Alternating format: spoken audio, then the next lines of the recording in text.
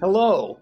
In today's episode, my incredibly excellent guest shares some personal and professional experiences and insights as the Executive Director of the United States Army Warrant Officer Association. Today, I am joined by Jack Teil. Thanks so much for your time today, sir. Can you share with the audience a little bit about yourself, please? Well, CW5 Hauser, and I'd like to highlight the fact that you are CW5 Hauser and congratulate you on your recent promotion. Perhaps we just call each other Russ and Jack today. How's that sound? That's fine. Thank you. Okay. A little bit about me. Well, I'm the National Executive Director of USAWOA. Took that job a couple of weeks after I retired from the Army with 26 years of active federal service. Prior to that, my association service was as National Treasurer, as a chapter president, a chapter vice president, a chapter secretary, and a life member of USAWOA, and probably a dozen or more associations in the military coalition in which USAWOA is an organizational member. I'm also the vice president of the Jack B. Sachs Foundation, a charitable foundation in Washington, D.C. I'm on the board of directors of the Warrant Officer Historical Foundation, a graduate of Columbia Union College with a bachelor's degree in business administration. And best of all, I'm married to Karen, my lovely wife, and we are together the proud parents of our daughter, Michelle, and our relatively brand new son-in-law, Tyler.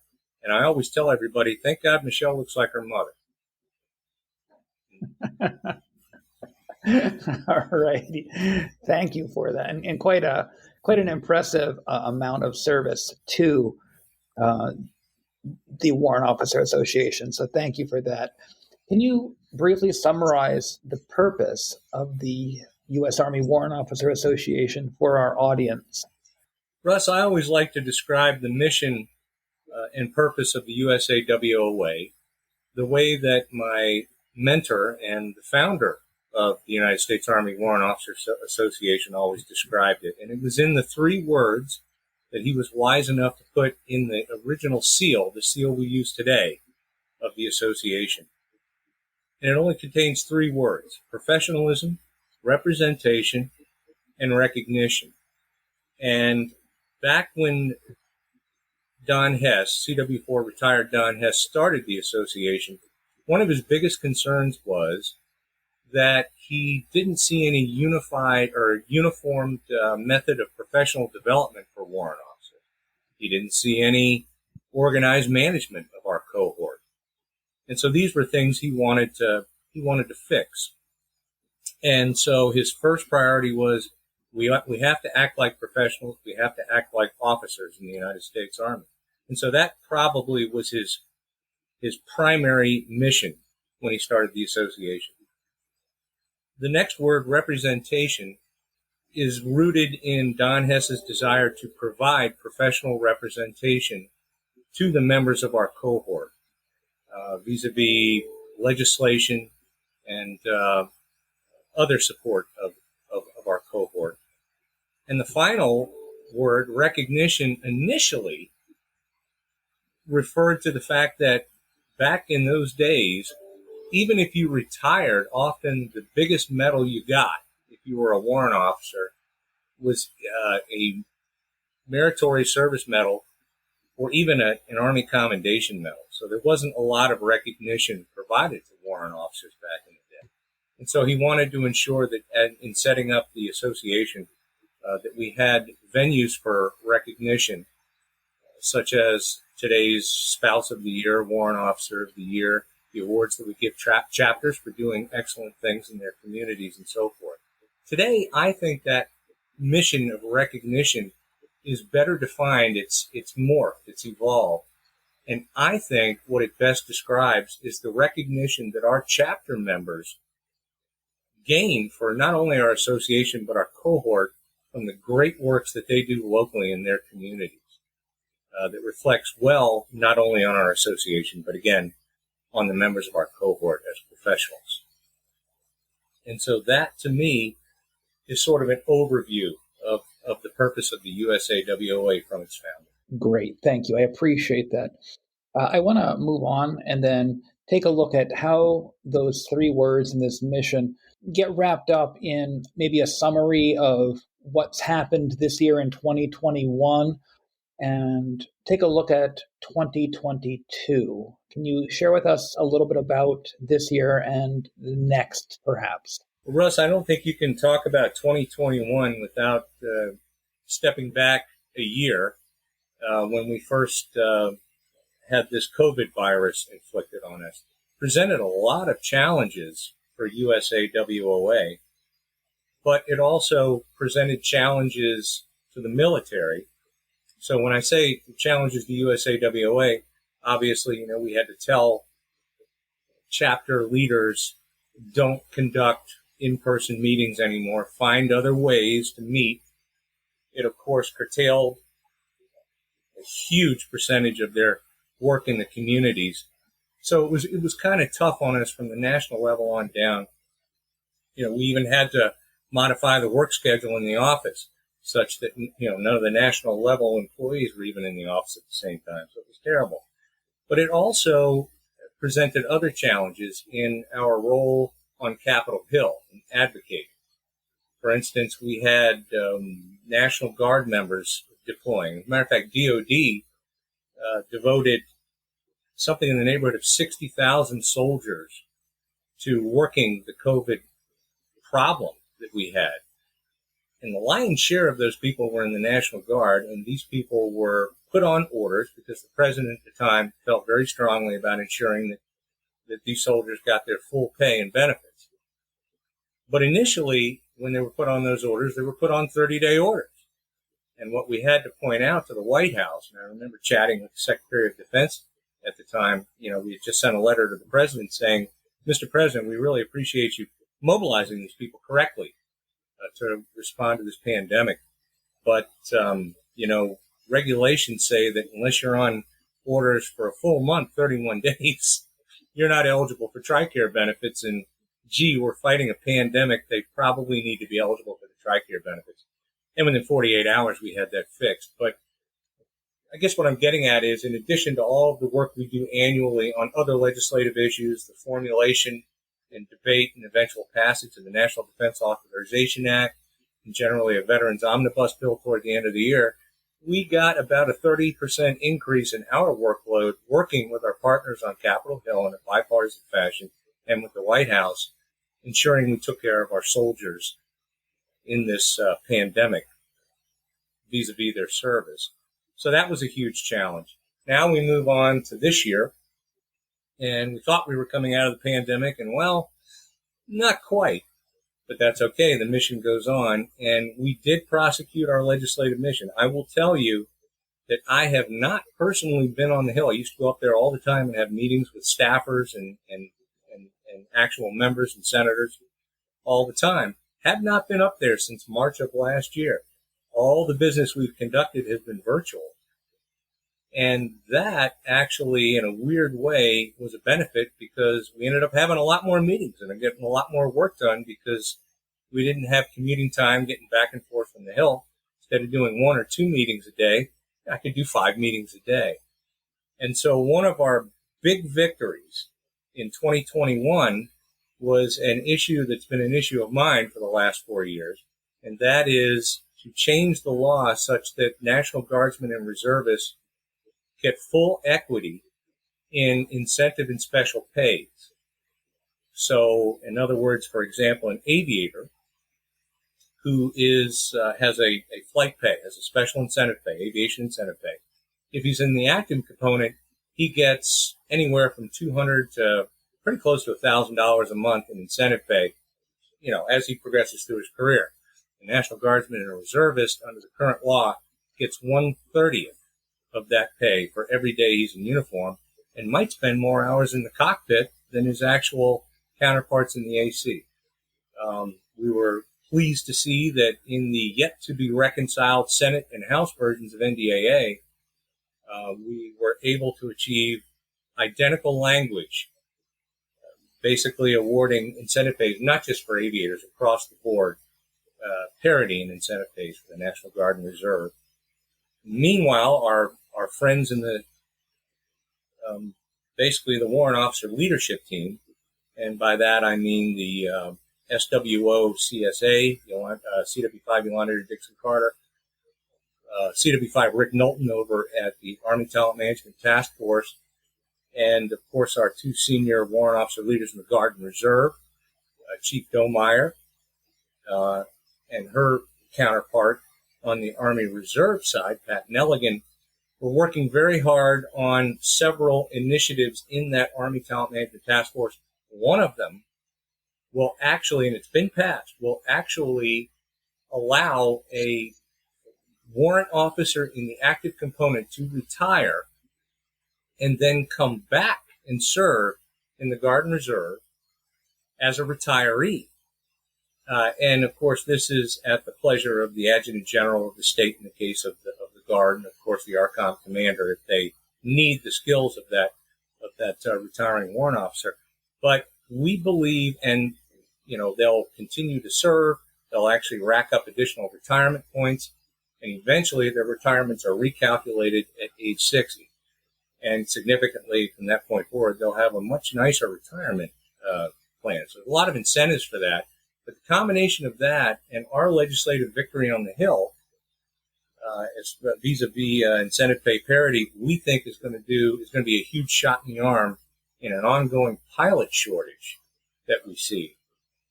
And if we can encourage people, they get their bonus from Delta and they decide to retire. Hey, I've served honorably, and Mama's sitting across from them at the kitchen table, and we always talk about recruit the soldier but retain the family. And he says, gee, I can join the Guard and I can keep flying. And she says, oh, great. What does that mean monetarily? Well, it means I get reserve pay as a CW3. And okay, well, how about your flight pay? Well, I, probably only get $50 to $100. Nope. You put your time in, you deployed 5 times out of the last 10 years. Time to hang up your boots. But if the question is, gee, maybe I can keep $600 of my incentive pay every month, the spouse might say, hey, you know what, that's a car payment. So we think it's going to be a huge shot in the arm. That, to me, is probably the most important victory that we've achieved this year. In addition to that, dozens of other things. Everybody's going to get the lawful pay raise that they're supposed to get at the beginning of next year. They're going to get not going to get a cut to BAH. No additional unprogrammed cuts or fee increases to TRICARE beneficiaries, although there have been increases because of previous legislation. They didn't come at us with a carving knife again on that, which is great. Now we'll move on to next year. Next year is going to present some challenges on the legislative front. We are already predicting, because of the current inflation that we are seeing, we are sort of wargaming what we think might be likely inevitable, which is an attempt by Congress to save dollars by perhaps cutting down lawful COLAs for retirees and maybe even going after the pay raise. Not this pay raise coming up this year. That's already set, and it's based on last year's CPI numbers. But this year's CPI numbers, at the end of December, will dictate what the lawful pay raise is in 2023. And right now that looks like 5.9%. That's an awful big pay raise. So we're not saying that we're going to have a problem. We've just had problems like this in the past, and we're sort of gearing up for it. So from a legislative standpoint, plus next year is an election year, there are other priorities that we were trying to go after legislatively. We'd like to do something with TRICARE and, again, the reserve components. We think if your health is a deployment factor as to whether you're deployable or not, we probably ought to be paying for the Guard member or reservist's TRICARE Reserve Select, for instance. So that's a piece of legislation we actually championed this year. We didn't get it. But again, next year, because it's an election year, a lot of these things are going to be a challenge. So I'm not looking forward. I'm looking forward to a better year in USAWOA from an association standpoint, but a much tougher slog on Capitol Hill. In USAWA, we've got a great program called the Membership Enhancement Project that we're putting in. It's going to really revolutionize the way we do business in USAWA. It's going to optimize the experience for members. We're going to completely replace our entire 10, 12-year-old automated backbone with a brand new one based on Microsoft 365 technology. And we think it's going to be great. I'm not going to drone on about that. You can go back and read your USAWA newsletter. There was an article about MEP, the Membership Enhancement Project, in just about every issue this year. But so that's sort of my outlook in, my reflections on 2021 and outlook for 2022. I hope they made sense. Yes, thank you. And just a big shout out to Misty. I think it's Misty for her work on the Membership Enhancement Program. Is that correct?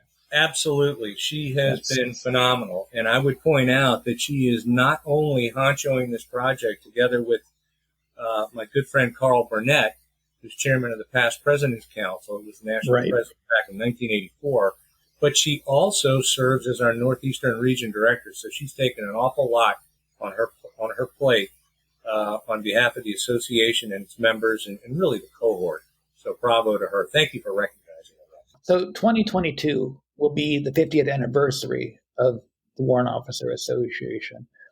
I'd like to ask you, especially from this leadership position, what does that mean to you, and what is your vision for the future of the association? Well, when I reflect on our 50th anniversary, I reflect on our founder again, Don Hess, and his vision and our accomplishments. And we've accomplished an awful lot. And I don't just mean the association, I mean our cohort. But Don Hess was such a driver, and he was so humble that he rarely took credit for the things he did. He almost, he grew up a son of a preacher, and I guess that was the biggest crime you could commit in his house, was to be prideful. But Don Hess began the association, a lot of people don't know this, when he was the only warrant officer on the Modern Volunteer Army Task Force, which contained 16 people, led by a Lieutenant General Forsyth. And at the order of President Nixon and the Chief of Staff of the Army, they came up with the concept of how we were going to do the Modern Volunteer Army and basically end the draft. So part of the challenge was making a career in the military something more attractive to people. You can't draft people. Let's make a career more attractive. And so that was sort of the beginning of the development of all of our professional education schools on the officer and NCO side, OBC, OAC, all of these great, CASCUBE or CGSC, all these things sort of came out of the Modern Volunteer Army. Don Hess walked into the general's office one day and sort of, looking at his feet, being humble and saying, "Sir, I was wondering if I could have 15 minutes to talk to you about warrant officer professional development, because we could be so much more valuable to the Army." You can read all about what he did, and anybody that's interested, I got a great article in the April 2018 edition of the magazine that I'd be happy to send you. But basically, it didn't happen with MVA. But Forsyth believed in Don, actually encouraged him to start the association, actually encouraged him to use his TDYs on MVA business to have meetings after hours with warrant officers and set the association up. A lot of people are familiar with Lieutenant General Hal Moore of We Were Soldiers Once and Young Thing. He was a big proponent of Don Hess and his idea. And I think more than anyone else, Don Hess was responsible for the creation of Warrant Officer Division back in 1975, which was formed so that we could get warrant officers away from their branches, so that we can professional development in an across-the-board fashion without having to have chops from every branch leader that really didn't want their warrant officers going off to school. They wanted them in their unit.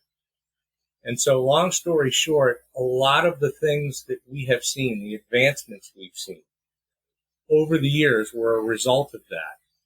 Of course, we rebranched in 2004, but prior to that, the association was working on other things, like the National Defense Authorization Act of 1991 passed the Warrant Officer Management Act. That's how we got the W-5 rank.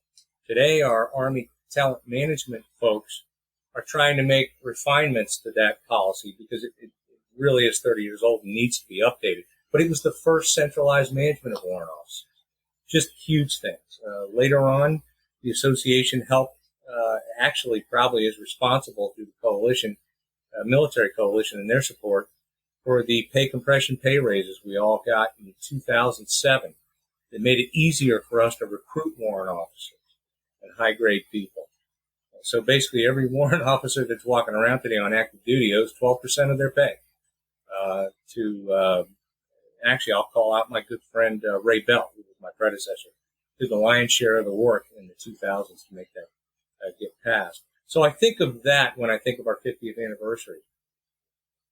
But I also think about the future, to your point. USAWA and its partners in the military coalition, there are 35 other associations in the coalition with us, must continue doing what we do. We must continue advocating, and not just on behalf of our members and their personal interests, but for the good of our services. That's sort of our dual mission. My biggest fear is that it seems like our newer generations are sort of a culture of non-joiners, and membership is our strength. That's what gives us our power when we advocate. And so I always ask people at the end of briefings I give, who will service members turn to when all their military service organizations are gone? So if I had a real fear about the future, it would be not just us, but other associations being in danger 15, 20, 25 years from now of having to close down because they just don't have the membership basis anymore. Hate to end on a sour note there, but. No, not at all. First of all, thanks for that beautiful tribute to Don Hess. Again, the purpose of the Historical Foundation, which is my inroad to everything with the association, is to preserve and educate. And that was a beautiful reflection on Don's work that I wasn't necessarily familiar with. And I hope that the audience appreciates that too, that visionary from the 70s that we are the recipient of today. I appreciate it very much. Thank you, sir. And then that ties into the next question that I had. Ultimately, the work of the association is to make life better for those of us still serving in any component. And you definitely articulated some of that. And you gave a message about thinking about joining and hopefully acting on that. Do you have any other message for those of us who are still serving today? I think probably number one, after 20 years of sort of a contingency operations coin mentality, I would ask soldiers today, look, and I think people are already doing this. I don't think it's any secret that the leadership is asking us to do this. We need to return to preeminent focus on our technical leadership as warrant officers. If you talk to any senior leader in private, and some of them in public, they'll tell you, hey, when you're in the middle of a hot war, and we were in the middle of basically the global war on terror for almost 20 years, you take products that people need on the battlefield and you rush them to the battlefield. It's not a warrant officer's fault that he isn't automatically an expert in some brand new product that they're rushing to the battlefield. And so a lot of what we saw in Iraq and Afghanistan was not warrant officers' willful fault at maybe losing some of the technical edge in some of the areas where we had previously been the preeminent experts. But the military now is looking toward big power conflict, potentially multi-domain conflict. And we're not going to be able to go back on the FOB as units and get, a vehicle fixed or or whatever. They're not going to be contractors there to take care of our systems. We need to push as hard as we can to get back that pedigree. And I don't believe we ever really lost it. I think we are still a cohort of technical experts and professionals. But we need to keep doubling down and honing on that skill and ensuring that the senior leaders know they can count on us in that role. So don't be complacent. Embrace opportunities to broaden expertise, but do so in your chosen field of expertise. Please support our senior warrant officer leaders and be a part of our continuing evolution, particularly now as we embrace the talent management that I spoke about earlier and the opportunities that it presents us to set the future for our cohort. And last but not least, we've always been all about mentoring. Be a mentor to those who follow you, and quite frankly, for the rest of your life. Be a soldier for life and reach back and be a mentor so we can help shape the next generation of warrant officers. That would be my message. Great, thanks. And I'm going to tag off of that and give you a warning about a change to the script. I've got the two typical questions I ask everybody at the end, and we'll go through those. But then I'm going to toss the question to you for Veterans Day about, what is your message to the veterans out there, regardless of component, regardless of rank, and anything especially, though, for those warrant officer veterans who I have come to absolutely admire and respect from my time this year in the Historical Foundation. So back to the program question. What have you learned, or what would you like to share with the audience about your work's importance as part of the Army's mission? Russ, I think, and I really do think that the association is important. The work that I do is important for the Army mission. I made a decision when I retired to work for USAWA versus private industry. If I'd have chosen the other route, I would have made an awful lot more money, quite frankly. Being in the association, not just ours, any association, doesn't pay real well. But I think that the mission that we perform that makes our armed forces, our uniformed services better is a lot more important, and it's pretty hard to set a price on or a value on. So, beyond the opportunity not only to represent our members, but to help promote the impact of our cohort's crucial mission in support of the Army and the nation we all swore our allegiance to, I don't see a more fulfilling occupation post-retirement. And we do positively impact it.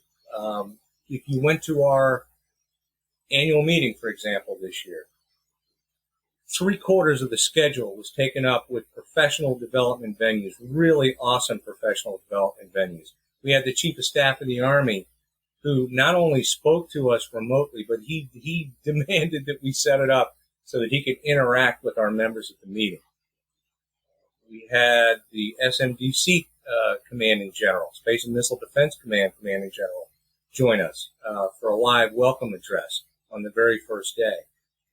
We had all the top senior warrant officer leaders openly discussing the Army talent management. I hate to beat a dead horse with Army talent management, but it's pretty big. And talking about the rationale and reasons for the recommendations they were making for legislative changes and for policy changes, like the one I highlighted earlier about follow-on service for retirees from the active component. And so that, together with publishing articles about topics like that in our magazine and trying to keep people informed on our Facebook page, I think that is probably that, and of course the legislative mission and looking out for our folks and ensuring that they have the benefits and pay that they deserve. Those are probably all contributions to the Army, to the good of the Army. And there's something to be proud of. And everybody who serves in leadership in USAWA and all 35 of the military coalition associations who I'm proud to currently be the president of in the coalition, they all do this work, and we do this work. So I hope that's a good answer. Well, thank you for modeling the notion of development. Thank you for reifying that in the annual meeting of the members and in being that example. You cannot preach that without living it. And thank you for doing that. Greatly appreciate that, sir, very much. I want to drill down to that mentoring idea. What would you say to that brand new warrant officer candidate who just pinned and took the oath? What would you say to that new officer, please? You know, Russ, I would tell them the same thing I told them at actually a graduation ceremony down at Fort Rucker a couple of years back.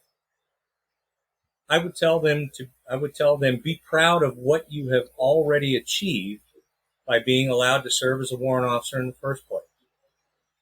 Understand, though, that this is only the beginning. You have a long way to go, and still many things to learn. And here's a real important one. Never ask the question, what is more important, being a leader or a technical expert? The Army expects you to be both, but never forget why you were appointed in the first place, to be an expert, to develop into a premier technical leader. That's what I'd tell them. Excellent, thank you. And I'll preface this last question again with my deepest gratitude toward the members of the Board of Directors of the Historical Foundation, including yourself and the Warrant Officer Association, for the opportunity to serve as this year's Warrant Officer Historical Foundation Fellow. You have been an excellent group of veteran mentors. So I'll toss to you and ask you, what is that final message to all those veterans out there on this Veterans Day 2021? On 27 August 2021, in my capacity as president of the Military Coalition, or TMC, I posted the following on the TMC Facebook page.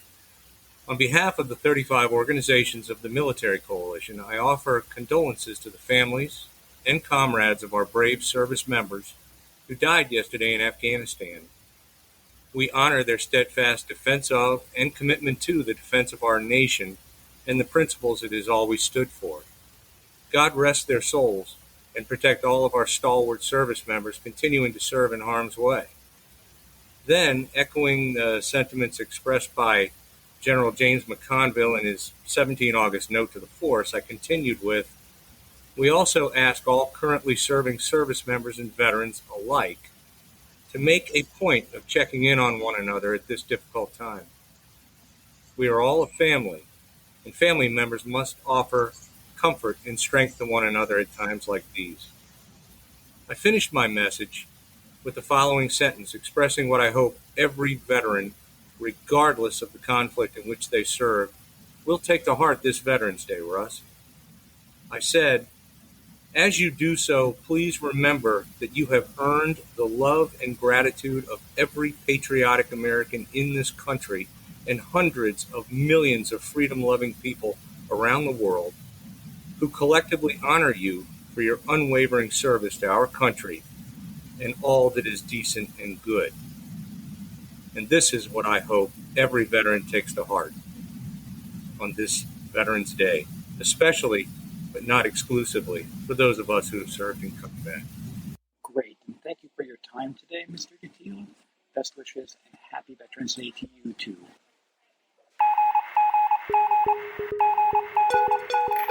Cohort WW.